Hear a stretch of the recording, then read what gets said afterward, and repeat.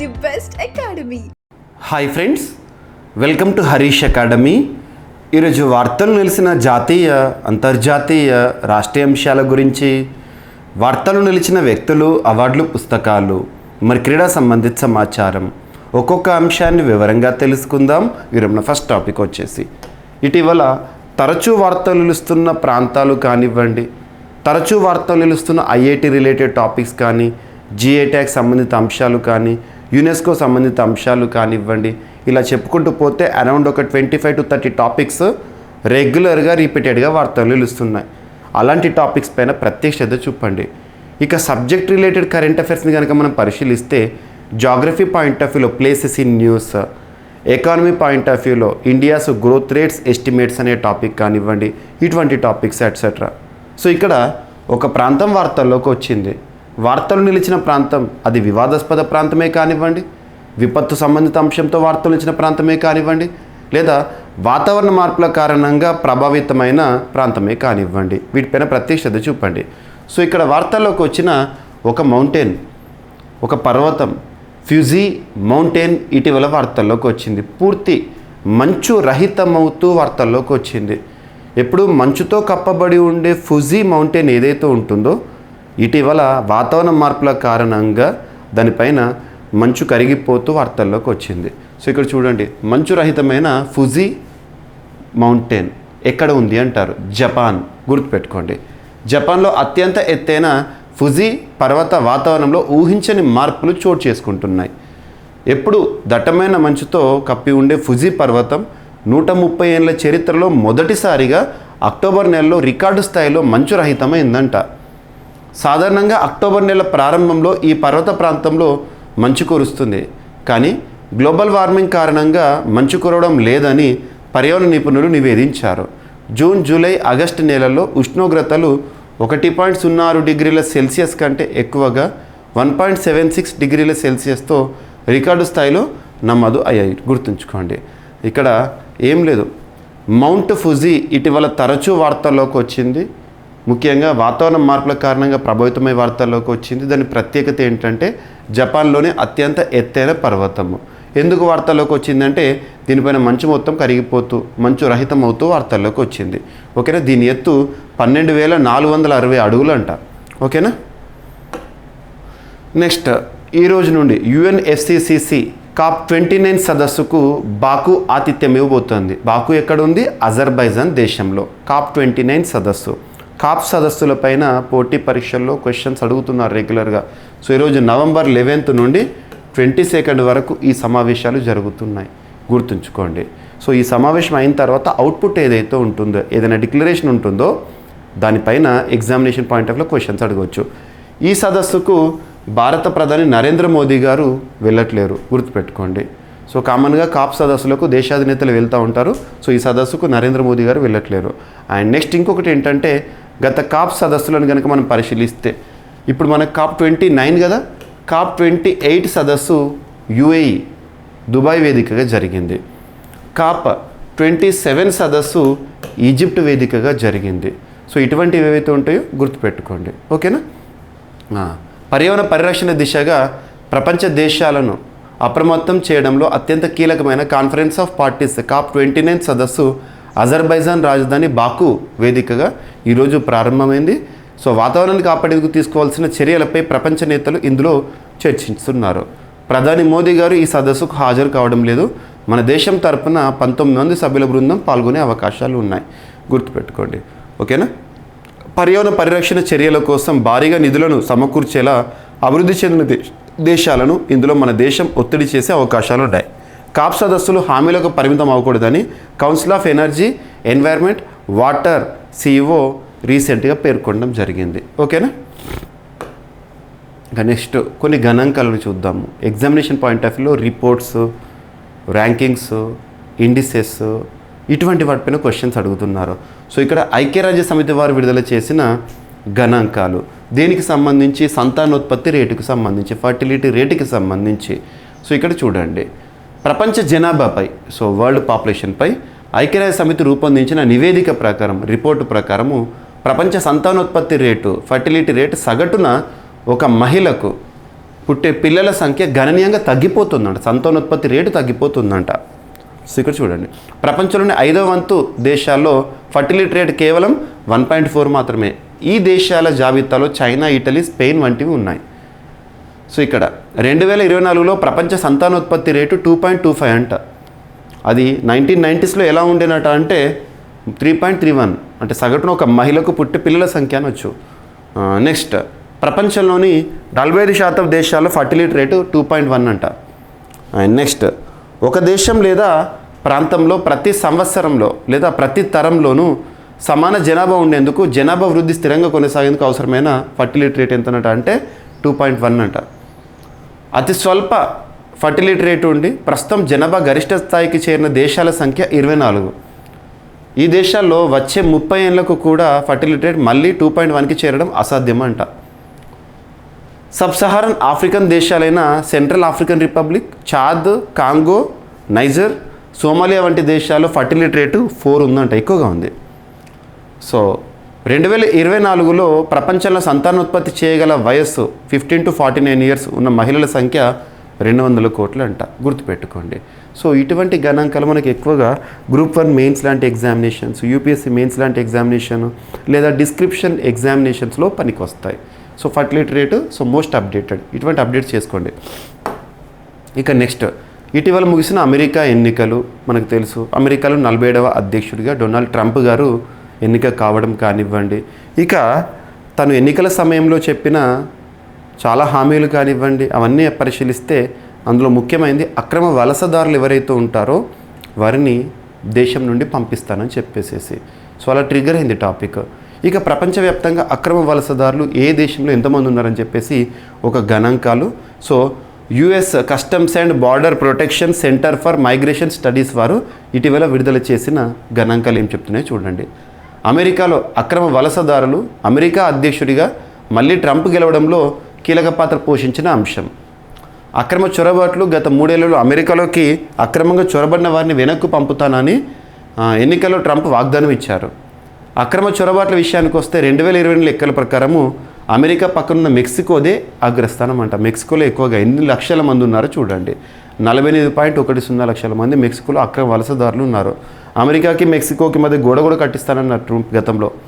So గటెమాలాలో 7.5 lakhs, El Salvador 7.1, Honduras 5.6, Philippines 3.5, Venezuela 3.2, Colombia 2.4, Brazil 2.3, India 2.2 lakhs, China 2.1 and miscellaneous ఇతర countries 26. ఇక పెరుగుతున్న cancer కేసులు, ఇక్కడ ఒక నివేదిక federation of Indian chamber of commerce and industry FICCI, federation of Indian chamber of commerce and industry FICCI మరియు Ernst and young 2024 నివేదిక చెప్తున్న వాస్తవాలు ఏంటంటే క్యాన్సర్ కేసులు భారతదేశంలో పెరుగుతున్నాయి, ఏ విధంగా ఉన్నాయని. సో మన దేశంలో 2022 నాటికి నమోదైన క్యాన్సర్ కేసుల సంఖ్య సుమారు 20 లక్షలు, కానీ అసలు సంఖ్య దీనికంటే 1.5 నుంచి 3 రెట్లు ఎక్కువగా ఉంటుందని అంచనా. 2015-20 మధ్య క్యాన్సర్ కేసుల్లో ఏటా పెరుగుదల 6.8%. వచ్చే 5-6 ఏళ్లలో క్యాన్సర్ కేసుల సంఖ్య 45 లక్షలు దాటవచ్చంట. ముఖ్యంగా దక్షిణాది రాష్ట్రాల్లో కేసుల పెరుగుదల ఎక్కువగా ఉంది. 2020 నాటికి అత్యధికంగా కేరళలో ప్రతి 1,00,000 మందిలో 181.6 మంది క్యాన్సర్ బాధితులే. ఇందులో అత్యధికులు పురుషులే కావడం విశేషము. సో ఏ రాష్ట్రంలో ఏ విధంగా, కేరళలో మొత్తం 181.6 పురుషులు మరియు మహిళలు, గుర్తుంచుకోండి. సో క్యాన్సర్ కేసులకు సంబంధించిన అంశము. ప్రతి 1,00,000 మందిలో ఎన్ని కేసులు అని చెప్పేసేసి, లక్షలో ఇంత అన్నట్టు, ఓకేనా. ఇక ప్రస్తుతం ప్రపంచంలో అత్యంత విలువైన కరెన్సీ కువైట్కి చెందిన దినార్. గతంలో కూడా మనం చూస్తాము, ఈరోజు మళ్ళీ వార్తల్లోకి వచ్చింది.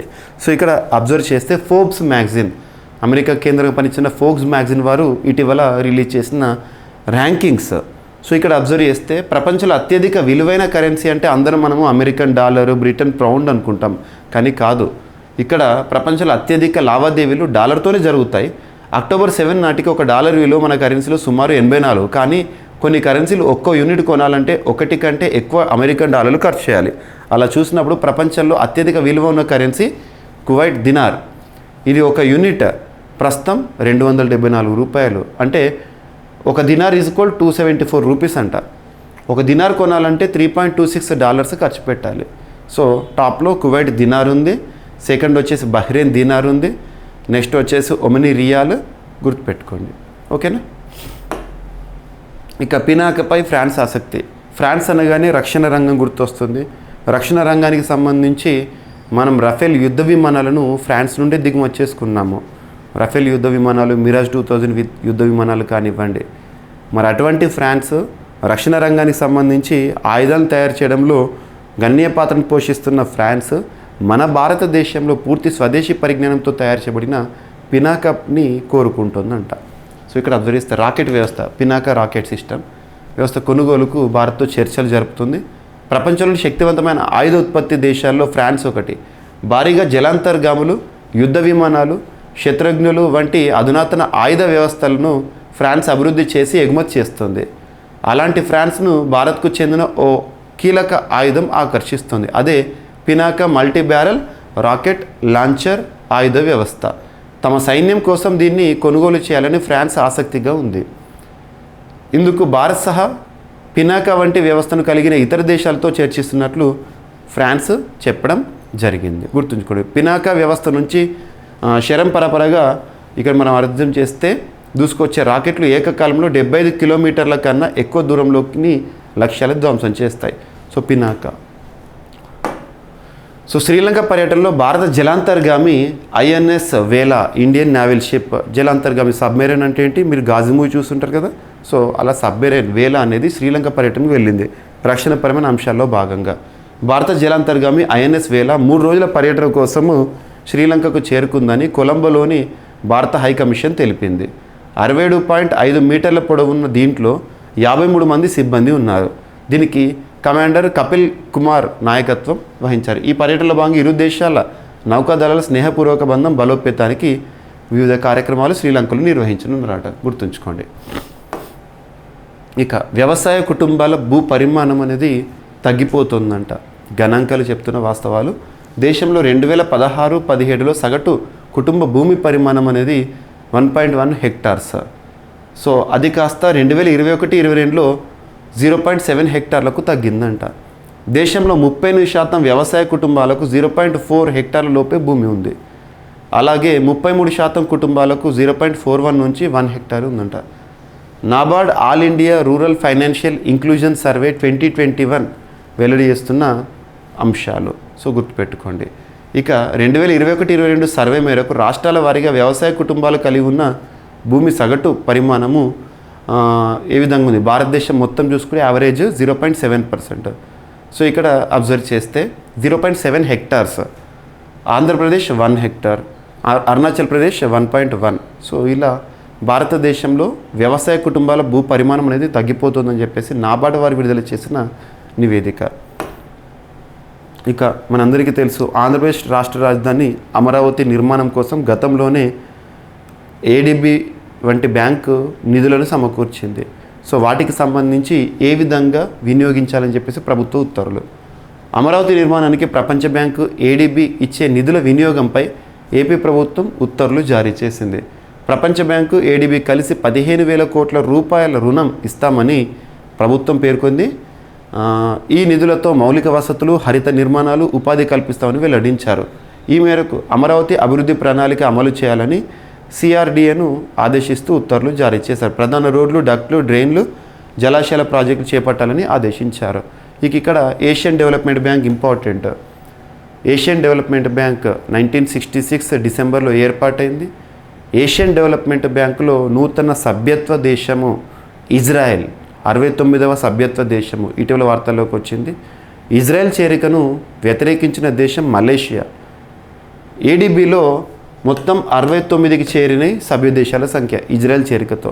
ఇందులో 49 వచ్చేసి ఏసియా పసిఫిక్ ప్రాంతానికి చెందిన దేశాలు, 20 దేశాలు వచ్చేసి non regional countries, non regional members. ఇప్పుడు ఇజ్రాయెల్ నాన్ రీజనల్ మెంబర్గా ADBలో సభ్యత్వాన్ని పొందింది ఇటీవల కాలంలో. గుర్తుపెట్టుకోండి. ఓకేనా. ఇక ప్రపంచ బ్యాంకు ఇక్కడ మనకు వాషింగ్టన్ DC కేంద్రంగా పనిచేస్తుంది. ADB మనీలా కేంద్రంగా, ఫిలిప్పీన్స్ కేంద్రంగా పనిచేస్తుంది. ప్రపంచ బ్యాంకుకి ప్రస్తుతం చీఫ్గా భారత మూలాలున్న వ్యక్తి అజయ్ బంగా గారు విధులు నిర్వర్తిస్తున్నారు చీఫ్గా.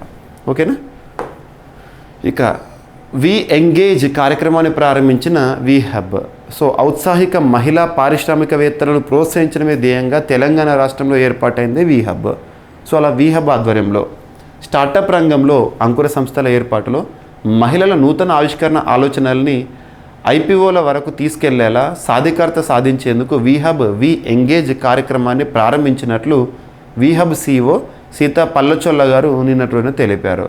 అర్బన్ ఇన్నోవేషన్ కింద 21 స్టార్టప్లు ఎంపిక చేశామని, ఆయా స్టార్టప్లకు Wadhwani lift of we engage profile కార్యక్రమం కింద నిధులు, మార్కెటింగ్ తదితర సదుపాయాలు కల్పిస్తామని పేర్కొనడం జరిగింది. ఇక వార్తల్లో వ్యక్తుల విషయానికి వస్తే సుప్రీంకోర్టుకి 51వ ప్రధాన న్యాయమూర్తిగా 51వ సిజేఐ చీఫ్ జస్టిస్ ఆఫ్ ఇండియాగా సంజీవ్ ఖన్నా గారు ఈరోజు ప్రమాణ స్వీకారం చేయడం చూసాం మనము.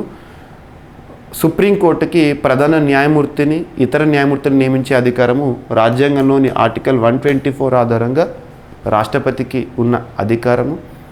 సుప్రీంకోర్టు ప్రధాన న్యాయమూర్తి ఎవరి సమక్షంలో ప్రమాణ స్వీకారం చేస్తారంటే రాష్ట్రపతి. గుర్తుపెట్టుకో. తనకంటే ముందు 50వ ప్రధాన న్యాయమూర్తిగా జస్టిస్ డివై చంద్రచూడ్ గారు ఇటీవల పదవి విరమణ చేశారు. గుర్తుపెట్టుకోండి. ఓకేనా. వచ్చే ఏడాది మే 13 వరకు బాధ్యతల స్వీకరణ. ఇక్కడ సుప్రీంకోర్టు 51వ ప్రధాన న్యాయమూర్తిగా జస్టిస్ సంజీవ్ ఖన్నాను సోమవారం ప్రమాణ స్వీకారం చేయడం జరిగింది. గుర్తుంచుకోండి. ఓకేనా. ఇక వార్తలు నిలిచిన మరొక వ్యక్తి మిస్ ఎర్త్ 2024 అందాల పోటీల్లో విజేతగా నిలిచిన ఆస్ట్రేలియా సుందరి జెసికా లేన్ ఇటీవల జరిగిన కార్యక్రమంలో ఆమెకు గత ఏడాది విజేత అల్బేనియాకు చెందిన డిటాజిరి కిరీటధారణ చేశారు. సో ఏం లేదు, మిస్ ఎర్త్ 2024గా ఆస్ట్రేలియాకు చెందిన వ్యక్తి జెసికా లేన్. గుర్తుపెట్టుకోండి. సో ఇవి ఫ్రెండ్స్ ఈరోజు వార్తలు ఇచ్చిన అంశాలు. ఒకసారి ర్యాపిడ్గా చూస్తే మంచు రహితమైన ఫుజీ పర్వతం జపాన్లోని అత్యంత ఎత్తైన పర్వతము. సో బాకు వేదికగా నేటి నుండి UNFCCC COP29 సమ్మిట్. సో సంతానోత్పత్తి రేటు పడిపోతుందని చెప్పేసి ఐక్యరాజ్య సమితి చెప్తున్న గణాంకాలు. అక్రమ వలసదారులు ఏ దేశంలో ఏ విధంగా ఉన్నారని చెప్పేసి US customs and border protection centre for migration studies వారు ఇచ్చిన నివేదిక. సో ఇక్కడ పెరుగుతున్న క్యాన్సర్ కేసులు భారతదేశంలో. నెక్స్ట్, ప్రపంచంలో అత్యంత విలువైన కరెన్సీ కువైట్ దినారేనంట. పినాక భారతదేశానికి సంబంధించిన రాకెట్ సిస్టమ్, దానిపైన ఫ్రాన్స్ కొనుగోలుకు ఆసక్తి చూపుతుందంట. శ్రీలంక పర్యటనకు వెళ్ళిన INS వేలా. భారతదేశంలో వ్యవసాయ కుటుంబాల భూ పరిమాణం అనేది తగ్గిపోతుందంట. 15,000 కోట్ల వినియోగంపై ఏపీ ప్రభుత్వం ఉత్తర్వులు జారీ చేసింది. ADB ప్రపంచ బ్యాంకు ఇచ్చే రుణాల వినియోగంపై. సో వి ఎంగేజ్ కార్యక్రమాన్ని తెలంగాణ రాష్ట్రంలో మహిళల కోసం ప్రారంభించారు వి హబ్ సిఇఓ. సో సిజేఐగా 51వ సిజేఐగా సంజీవ్ ఖన్నా గారి ప్రమాణ స్వీకారం. అండ్ మిస్ ఎర్త్ 2024గా జెసికా లేన్ ఆస్ట్రేలియాకి చెందిన వ్యక్తి. సో ఇవి ఫ్రెండ్స్ ఈరోజు వార్తలు నిలిచిన అంశాలు. మిస్లేనియస్ అంశాలను మిగిలిపోతే రేపటి క్లాస్లో జోడించి మరొకసారి నేర్చుకుందాం. రేపు కలుద్దాం. Thank you.